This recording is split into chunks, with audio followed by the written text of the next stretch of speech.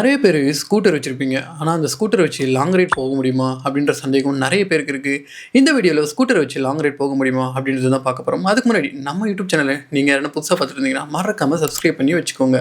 So மொதல் விஷயம், ஸ்கூட்டரில் வந்து பார்த்திங்கன்னா நமக்கு வந்து ஃபேன் கூல் தான் வந்து கொடுத்துருப்பாங்க. நமக்கு பைக்ஸ் மாதிரி ஏர் கூல் வந்து டைரெக்டாக வந்து இன்ஜினை வந்து ஏர் வந்து ஹிட் பண்ணாது. ஒரு ஃபேனை வச்சு அது மூலமாக தான் வந்து பார்த்திங்கன்னா இன்ஜினை வந்து கூல் பண்ணுவாங்க. அதனால் எவ்ரி 50 கிலோமீட்டர்ஸ் கண்டிப்பாக வந்து ஸ்கூட்டருக்கு வந்து ரெஸ்ட் கொடுத்தாகணும். அட்லீஸ்ட் ஒரு 15 மினிட்ஸ்க்காவது. செகண்ட் வந்து பார்த்திங்கன்னா ஸ்கூட்டரில் வந்து ஃபியூல் டேங்க் ரொம்பவே வந்து சின்னது. ஸோ அப்ராக்சிமேட்டாக நீங்கள் லாங் ஓட்டும்போது ஒரு 70 to 75 க்ரூஸ் பண்ணுறீங்க அப்படின்னு வச்சுப்போம். உங்களுக்கு மைலேஜ் வந்து பார்த்திங்கன்னா ஒரு 35 to 40 தான் வந்து கொடுக்கும். அதனால் நீங்கள் வந்து பெட்ரோல் வந்து பார்த்திங்கன்னா ஃப்ரீக்வெண்ட்டாக ஃபில் பண்ணுற மாதிரி வந்து இருக்கும். அடுத்ததாக ஸ்கூட்டரில் வந்து பார்த்திங்கன்னா பைக் மாதிரி செயின் மெக்கானிசம் வந்து கொடுத்துருக்க மாட்டாங்க. அதாவது இன்ஜின்லேருந்து பவரை வந்து வீலுக்கு கடத்துறதுக்காக பைக்ஸில் வந்து செயின் கொடுத்துருப்பாங்க. பட் ஸ்கூட்டரில் வந்து பார்த்திங்கன்னா சிவிடி அப்படின்ற ஒரு மெக்கானிசம் வந்து கொடுத்துருப்பாங்க. அதுவுமே வந்து பார்த்திங்கன்னா ஏரில் தான் வந்து கூல் ஆகும். அது ரொம்ப நேரத்துக்கு வந்து நம்ம கான்ஸ்டண்ட்டாக யூஸ் பண்ணிகிட்டு இருக்கும்போது அதோட பர்ஃபார்மன்ஸ் வந்து எஃபிஷியண்ட்டாக இருக்காது. ஹீட் வந்து சீக்கிரமாக ஆகிடும்.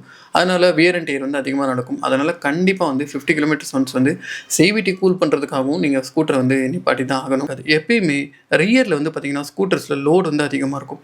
அதனால் பஞ்சருமே வந்து பார்த்திங்கன்னா ரியர் வீல்ல அதிகமாக நடக்கும்.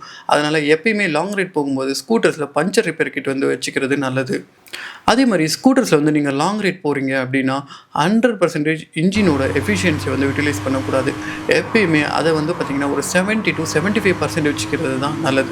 எக்ஸாம்பிள், நீங்கள் ஒரு 100cc ஸ்கூட்டி ஓட்டுறீங்க அப்படின்ற பட்சத்தில் 60லேருந்து 65 க்ரூசிங் ஸ்பீடாக வச்சுக்கிறது ரொம்பவே நல்லது.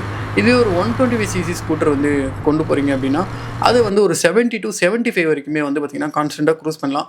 அதுக்கு மேலே நீங்கள் 80, 90 மொத்த இன்ஜின் பவரை யூட்டிலைஸ் பண்ணி க்ரூஸ் பண்ணுறீங்க அப்படின்னா கண்டிப்பாக இன்ஜின் சீஸ் ஆகிறதுக்கு நிறையவே வாய்ப்புகள் இருக்குது. அதே மாதிரி ஸ்கூட்டர்ஸில் நீங்கள் லாங் ரைடு போகும்போது கண்டிப்பாக வந்து மினரல் ஆயில் இல்லாமல் ஒரு செமி சிந்தட்டிக் அல்லது ரொம்பவே பெட்டர் வந்து பார்த்திங்கன்னா சிந்தட்டிக் இன்ஜின் ஆயில் யூஸ் பண்ணுறது வந்து ரொம்பவே பெட்டர் ஆப்ஷனாக இருக்கும். ஸோ இந்த விஷயங்களெல்லாம் நீங்கள் வந்து மைண்டில் வச்சுட்டு ஸ்கூட்டர் வந்து லாங் ரைடு கொண்டு போங்க. அப்போ வந்து உங்களுக்கு ஒரு பெட்டரான பர்ஃபார்மன்ஸை வந்து ஆஃபர் பண்ணும். அடுத்த ஒரு வீடியோவில் மீட் பண்ணுவோம். பாய்.